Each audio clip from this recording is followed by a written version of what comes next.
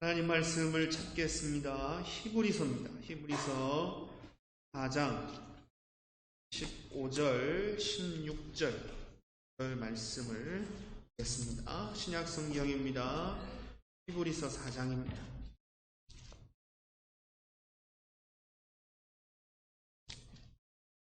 히브리서 4장 15절, 16절 두 절 말씀을 읽어 드리겠습니다. 사람 보지 마시고 하나님만 이런 제목 가지고 말씀 나누 15절 16절 우리에게 있는 대제사장은 우리 연약함을 체휼하지 아니한 자가 아니요 모든 일에 우리와 한결같이 시험을 받은 자로되 죄는 주시니라. 그러므로 우리가 긍휼하심을 받고 때를 따라 돕는 은혜를 얻기 위하여 은혜의 보좌 앞에 담대히 나아갈 것이니라. 주변에 살펴보면 시험에 들어서 신앙생활을 포기하고 교회에 다니지 않는 사람들을 제법 쉽게 만날 수 있습니다. 시험을 만나는 것은 남 얘기가 아닙니다. 저와 여러분도 마찬가지입니다. 예외일 수 없습니다. 경험에서 아시는 대로 우리에게는 아주 자주 시험거리들이 찾아옵니다. 우리의 대적 원수 마귀가 쉬지 않고 부지런히 찾아다니면서 삼킬 자를 찾고 있기 때문입니다. 베드로전서 5장 8절 말씀입니다. 근신하라, 깨어라, 너희 대적 마귀가 우는 사자같이 배고픈 사자같이 두루 다니며 삼킬 자를 찾나니. 그래서 우리에게 시험이 끊이지 않습니다. 이처럼 우리를 미혹하는 사단의 공격은 때와 장소를 가리지 않습니다. 그래서 예수님께서는 우리에게 매일 일용할 양식을 구하라라고 기도를 가르쳐 주셨을 뿐만 아니라 동일하게 매일매일 시험에 들지 않도록 기도하라 이렇게 가르쳐 주셨습니다. 알고 계시지요? 매일매일 시험에 들지 않도록 기도하라 하셨어요. 시험이 매일매일 있기 때문에. 그만큼 사단의 공격이 빈번하다는 뜻입니다. 사단의 미혹은 사람도 가리지 않고 장소도 시간도 가리지 않습니다. 예수님께서 제자들과 함께 거하시며 제자들을 양육하시고 가르치시다가 십자가 지실 때가 가까이 와서 본격적으로 예수님이 이 땅에 오신 목적, 십자가 지시고 고난받으시고 죽고 부활하시기 위해서 이 땅에 오셨다라는 내용을 제자들에게 가르치기 시작하셨습니다. 예루살렘에 올라가서 장로들과 서기관들에게 큰 고난을 받으시고 십자가에서 죽으실 것이다. 이렇게 제자들에게 말씀을 주셨습니다. 제자들이 이 말씀을 듣고 나서 그 중에 베드로가 어떤 반응을 보였는지 아마 여러분 잘 아실 겁니다. 베드로가 이렇게 예수님을 만류했습니다. 마태복음 16장 22절 말씀입니다. 베드로가 예수를 붙들고 간청하여 가로되 주여 그리 마옵소서, 십자가 안 됩니다. 이 일이 결코 주에게 미치지 않으리라. 주님 십자가 안 됩니다. 고난받고 죽는 거, 십자가 막는 거는 누가 하는 일입니까? 네가 하는 일이죠. 베드로는 자신을 포함해서 모든 사람들이 구원을 얻기 위해서 예수님이 지셔야 했던 그 십자가, 반드시 지셔야만 하는 우리 구원을 위해서 예수님이 절대 포기해서는 안 되는 십자가, 유일한 구원의 길을 누가 막아섰다고요? 제자 베드로가 막아섰습니다. 이로 인해 베드로는 예수님께 심각한 책망을 들어야 했습니다. 이어지는 23절, 마태복음 16장 23절 말씀을 제가 또 읽어드리겠습니다. 예수께서 돌이키시며 베드로에게 이르시되 사단아 내 뒤로 물러가라. 마귀야 내 뒤로 물러가라. 베드로를 마귀라고 부른 건 아니었습니다. 사단아 내 뒤로 물러가라. 너는 나를 넘어지게 하는 자로다. 하나님의 일은 생각지 아니하고 도리어 사람의 일을 생각하는도다. 베드로 딴에는 십자가 안 됩니다. 예수님 절대 안 됩니다. 내가 무슨 수를 써서라도 예수님 고난받고 죽으시는 건 맞겠습니다. 베드로 딴에는 예수님 위한답시고 한 얘기였습니다. 더군다나 아시는 대로 베드로는 이 말을 하기 바로 직전에 성령 하나님의 도우심으로 성령 충만 받아서 주옥 같은 놀라운 신앙 고백을 했습니다. 주는 그리스도시요 살아계신 하나님의 아들이십니다. 예수님이 들으시고는 너무 기뻐하시고 아요나 시몬아 네가 복이 있다. 그렇게 복을 선포하시고 약속의 말씀을 주실 만큼 단한 신앙 고백이었습니다. 그런데 곧바로 사단의 미혹에 빠져서 십자가를 바로 막았던 것입니다. 사랑하는 성도 여러분, 잘 보십시오. 시험이라는 것은 이처럼 사람, 장소, 시간 이런 걸 가리지를 않습니다. 예수님의 수제자 베드로에게 시험이 있었고 그것도 성령 충만해서 멋진 신앙 고백을 했던 그 자리 그 시간에 사단이 베드로를 유혹했습니다. 제자들에게 예수님께서 십자가와 부활에 대한 가르침을 주고 있던 그 시간에 예수님이 함께 하셔서 복음의 말씀을 주신 그 시간에 사단이 베드로를 미혹했던 것입니다. 이처럼 사단의 미혹과 시험은 때와 장소, 사람 이런 거 절대 가리지를 않습니다. 조심하셔야 됩니다. 주일 예배드리러 교회에 오기 위해서 그렇게 준비를 하고 있다가도 시험 들고 예배당 가는 걸 포기할 수 있습니다. 시험은 언제든지 찾아옵니다. 심지어는 교회에 와서 성도들과 예배를 드리고 교제하다가도 시험에 들 수 있습니다. 교회처럼 가장 안전한 장소라 생각하던 곳에서 목사와 같이 가장 믿을 만한 사람을 통해서도 시험은 찾아옵니다. 예배를 통해 큰 은혜를 받고 감동이 채 가시기 전에 눈가에 맺혀진 눈물이 마르기도 전에 차 타고 운전대 잡고 집에 돌아가면서 바로 남편하고 싸울 수 있습니다. 시험은 언제든지 때와 장소를 가리지 않습니다. 그래서 성경에서 가르치는 대로 근신하고 깨어 있어야 하는 것입니다. 근신하라 깨어라 이 말은 정신을 차리고 경계한다 이런 의미입니다. 정신을 차리고 경계한다. 그렇지만 정신을 차리고 경계한다고 사단이 보이는 것도 아니고 이렇게 뭘 보여야지 정신을 차리고 경계를 하죠. 그죠? 저기 쳐들어오는 걸 총 들고 경계하고 있다가 보여야지 총을 쏠 거 아니에요. 보이질 않는데. 그러면 이 경계하고 근신하여 사단을 대적하는 거 이거 어떻게 하라는 얘기냐라는 것입니다. 야고보서 4장 7절 말씀을 보겠습니다. 야고보서 4장 7절입니다. 그런즉 너희는 하나님께 순복할지어다. 하나님께 순복할지어다. 마귀를 대적하라. 그리하면 너희를 피하리라. 하나님께 순복할지어다 라는 문장과 마귀를 대적하라 라는 문장이 우리말 성경에는 떨어져 있지만 어떤 원문에는 이 두 문장이 접속사로 연결이 되어 있습니다. 쉽게 표현하면 마귀를 대적하기 위해 하나님께 순복하라라는 의미입니다.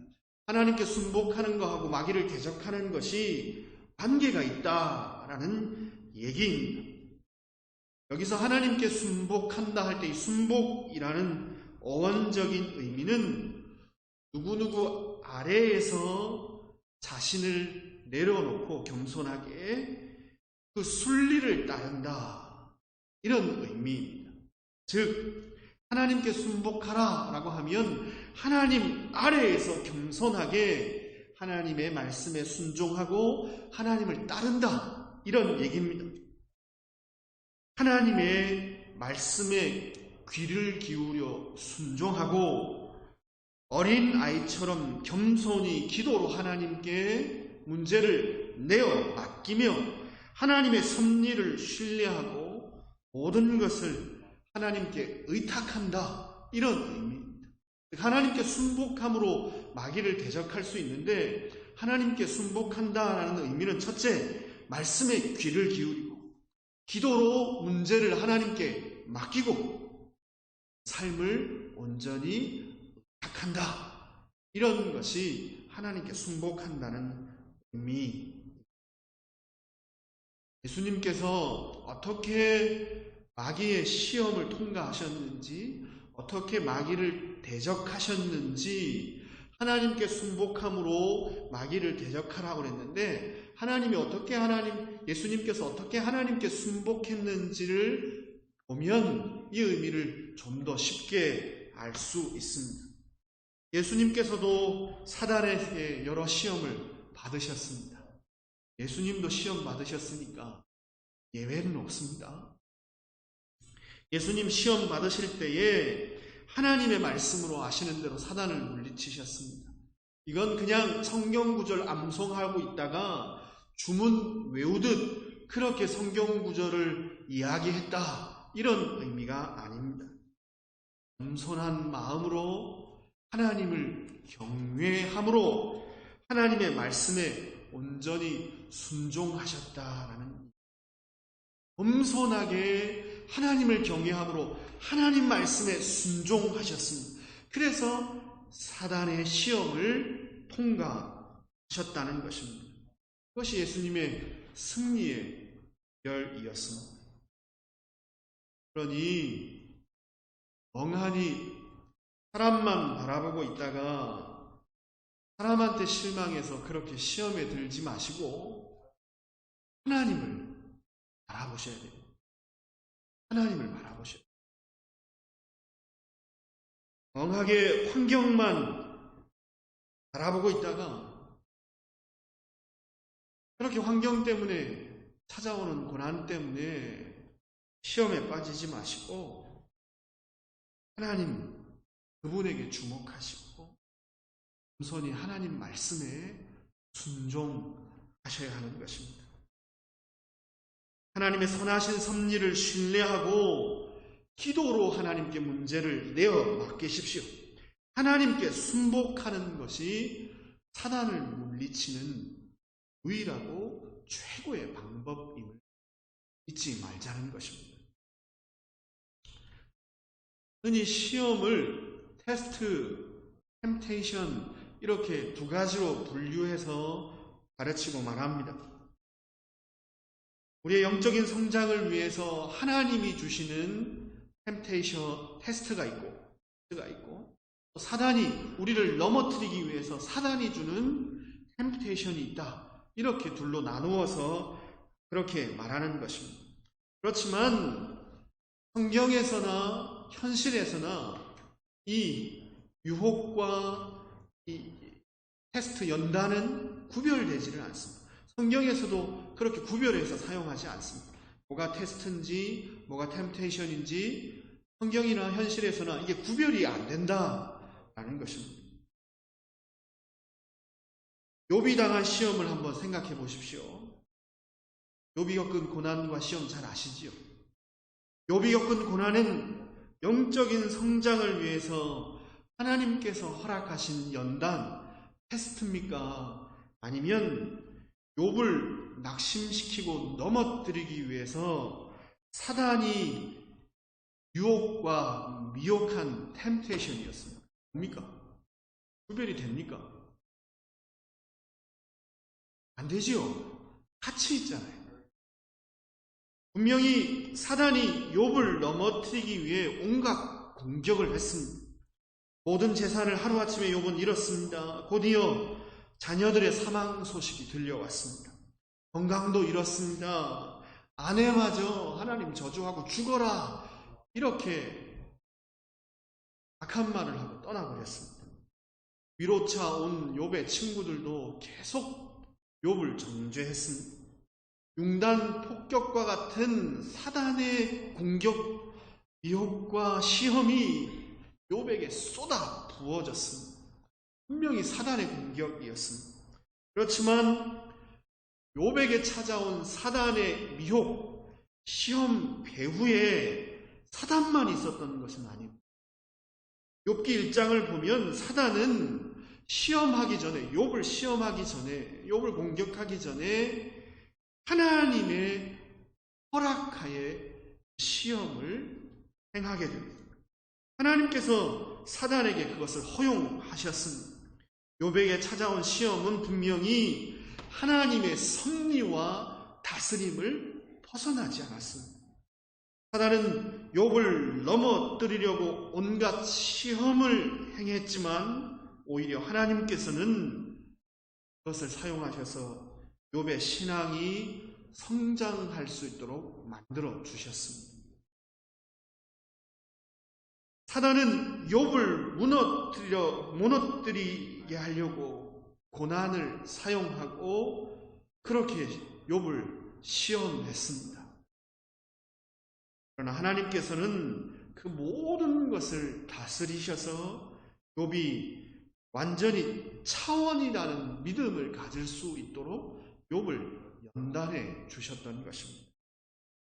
그러니 넘어뜨리는 사단의 시험과 연단하셔서 우리를 세우시고 성장시키시는 하나님의 이 연단은 따로 있는 게 아닌 것입니다.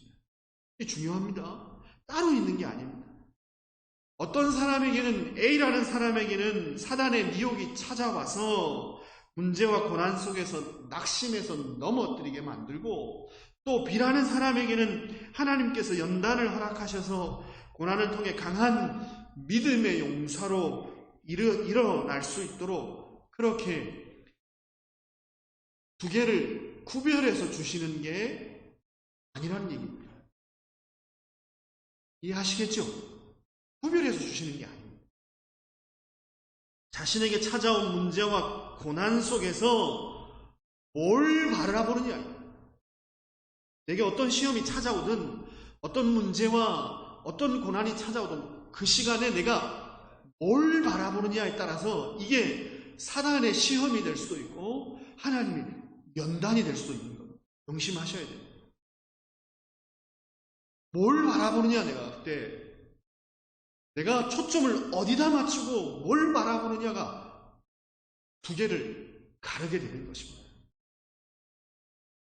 사람이나 환경을 바라보면 사단의 미혹을 받아 넘어지게 됩니다. 그러나 하나님 바라보고 신뢰하면 그것은 우리를 연단시켜 성장시키는 하나님 도구가 되는 것입니다. 우리에게 찾아오는 문제와 갈등과 고난 속에는 분명 사단의 미혹이 있을 수 있습니다. 그렇지만 명심하시고 놓치지 말아야 하는 건 그 속에는 또한 반드시 하나님의 선한 섭리가 있다는 것입니다. 교회 왔는데 홍집사가 오늘따라 나를 열받게 만듭니다. 그러면 이게 사단이 나를 넘어뜨리고 교회 못 오게 만들려고 시험하는 사단의 시험만 그 안에 있는 게 아니라 그걸 하나님 바라보며 잘 통과하면 하나님이 다른 차원의 신앙으로 나를 이끄시기 위한 하나님의 선한 섭리와 계획이 있다는 얘기입니다. 쉽게 얘기하면.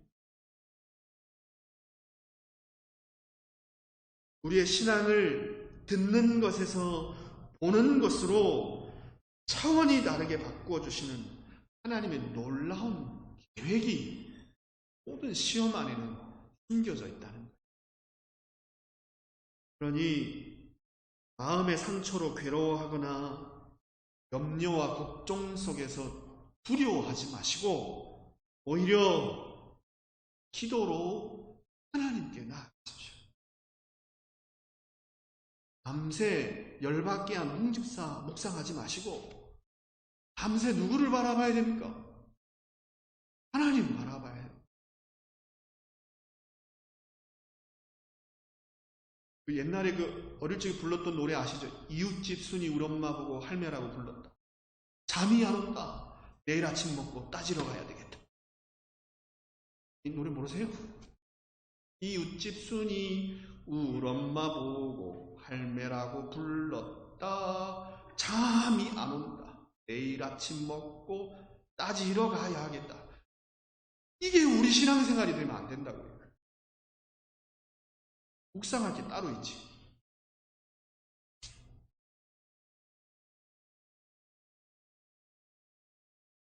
기도로 하나님께 나아가야 합니다.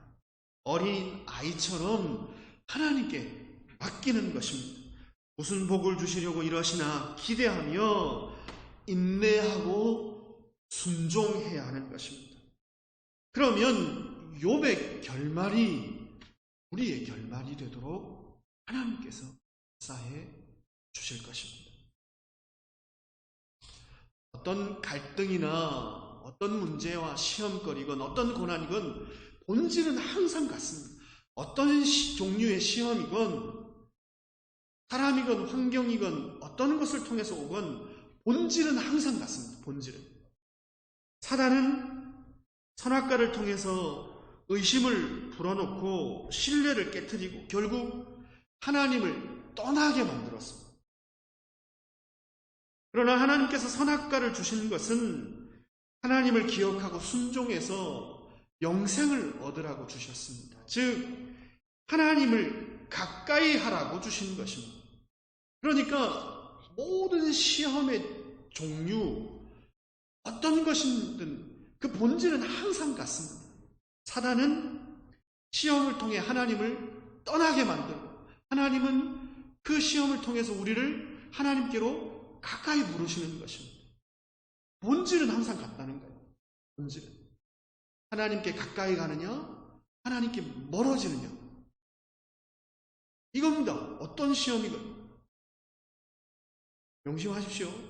사람이건, 환경이건, 갈등이건, 고난이건, 어떤 시험과 유혹과 연단이건 항상 본질은 같습니다. 사단은 우리를 하나님께로부터 멀어지도록 역사하고 하나님 우리를 하나님께 가까이 갈 수 있도록 연단하십니다. 어떤 문제를 만나건 이 본질을 놓치지 말아야 합니다. 하나님과 멀어지느냐 가까워지느냐의 싸움인 것입니다. 항상 놓치지 마십시오. 누가 어떤 시험과 유혹을 어떤 환경이 내 마음을 흔들어 놓건 항상 싸움의 본질은 같습니다. 하나님께 가까이는 어지느냐. 여기에 시험의 의미가 있고 시험을 통과하는 방법도 여기 있고 시험의 목적도 여기 있습니다. 때로는 누구도 이길 수 없을 것 같은 큰 시험을 만날 때가 있습니다. 지난 고난이 다 잊혀질 만큼 끔찍하고 큰 고통이 찾아올 때가 우리 삶에 왕왕 있습니다. 더 이상 견디지 못하고 다 포기해야 할 것 같은 그런 불같은 시험을 만날 때가 있습니다. 그렇지만 분명한 것은 그 모든 시험을 감당할 수 있다라고 성경은 말하고 있다라는 것입니다. 감당 못할 시험이 없다고 성경은 가르칩니다. 고린도전서 10장 13절 말씀입니다. 사람이 감당할 시험 밖에는 너희에게 당한 것이 없나니 오직 하나님은 미쁘사 너희가 감당치 못할 시험 당함을 허락치 아니하시고 시험 당할 즈음에 또한 피할 길을 내사 너희로 능히 감당하게 하시느니라. 감당 못할 시험이 없다라고 얘기해요. 그러니까 우리 힘으로 이기는 시험이 아니라는 거예요. 우리 수준의 싸움이 아니라는 얘기예요. 하나님께 가까이 가면 하나님이 승리케 하신다는 얘기예요. 다니엘의 세 친구가 뜨거운 풀무불 속에 던져지게 되었습니다. 가까이만 가도 모든 것이 다 없어지는 그런 강한 불이었습니다. 그런데 그 뜨거운 풀무불 가운데 다니엘의 세 친구가 어떻게 살아남았습니까? 이유는 딱 하나입니다. 하나님이 함께 하셨기 때문에. 아예 풀무불 속에, 그 시험 속에, 풀무불 시험 속에 하나님이 함께 들어가셨습니다. 이것이 그들이 불시험을 통과하고 살아남은 유일한 비법입니다. 다니엘서 3장 23절에서 26절 말씀을 제가 읽어드립니다. 이 세 사람 사드락과 메삭과 아벳느고는 결박된 채 극렬히 타는 풀무 가운데 떨어졌더라. 때에 느부갓네살 왕이 놀라 급히 일어나서 모사들에게 물어가로되 우리가 결박해서 불 가운데 던진 자는 세 사람이 아니었느냐? 그들이 왕에게 대답하여 가로되 왕이 올소이다. 왕이 또 말하여 가로되 내가 보니 결박되지 아니한 네 사람이 불 가운데로 다니는데 상하지도 아니하였고 그 넷째의 모양은 신들의 아들과 같도다 하고 느부갓네살이 극렬히 타는 풀무하고 가까이 가서 불러 가로되 지극히 높으신 하나님의 종 사드락 메삭 아벳느고야 나와서 이리로 오라 하매 사드락과 메삭과 아벳느고가 불 가운데서 나온지라. 불시험 가운데 하나님이 함께 하셨습니다. 하나님께로 더 가까이 부르시려고 시험을 주시고 사단의 공격과 복을 우리에게 허락하신다는 사실을 잊지 마십시오. 조심하십시오. 어떤 시험이건 작은 거건 큰 거건 사람을 통해서 오건 환경을 통해서 그 안에는 우리에게 차원이라는 신앙 가운데로 이끄시려는 복되신 하나님의 계획이 다 담겨져 있습니다. 어떻게 반응하느냐에 따라 가지는 것입니다. 하나님께 가까이 가는 것, 그게 시험의 의미고 시험을 통과하는 방법이고 시험의 목적입니다. 그러니 시험 중에 하나님을 가까이 하는 것처럼 시험을 빨리 통과할 수 있는 비법이 없습니다. 그죠? 시험의 의미와 목적이 하나님께 가까이 나아가는 것인데 하나님 우리를 가까이 부르시려고 시험을 주셨다면 그 시험 가운데 하나님께 가까이 가는 것처럼 시험을 빨리 통과할 수 있는 비법이 없잖아요. 그죠? 너무 간단한 계산이잖아요. 하나님께 가까이 가게 하시려고 이 목적 때문에 시험을 주셨는데 그렇다면 이 목적을 이루면 시험은 끝나는 거니까 하나님께 빨리 가까이 나아가면 되잖아요. 그렇죠? 하나님께 가까이 나아가기를 힘쓰면 시험을 쉬이 통과할 수 있게. 계속 말씀드리지만 하나님을 가까이 하십시오. 하나님을 가까이 하십시오. 무슨 문제가 있으시건 무슨 갈등과 고민이 있으시건 예배를 포기하지 마십시오. 교회를 떠나지 마십시오. 특별한 목사가 꼴보기 계시는 일이 생기더라도 교회를 떠나지 마시고 교회를 포기하지 마십시오. 그러면 망하는 겁니다. 기도를 잊지 마십시오. 하나님의 약속을 붙잡으십시오. 하나님을 가까이 하심으로 모든 시험을 넉넉히 이기시고 승리하시는 여러분 되기를 합니다. 오늘 본문 말씀만 한 번 더 읽고 설교를 마치겠습니다. 히브리서 4장 15절 16절입니다. 우리에게 있는 대제사장은 우리 연약함을 체휼하지 아니하는 자가 아니요 모든 일에 우리와 같이 한결같이 시험을 받은 자로 돼 죄는 없습니다. 그러므로 우리가 긍휼하심을 받고 때를 따라 돕는 은혜를 얻기 위하여 은혜의 보좌 앞에 하나님께로 보좌 앞에 담대히 가까이 나아갈 것이니라. 아멘. 기도하겠습니다. 하나님, 그냥 애매한 고난이고 억울한 오해고 내 마음에 아픈 상처라고만 생각했는데 말씀을 듣고 보니 우리를 하나님께로 더 가까이 이끄시려는 하나님의 선하신 계획입니다.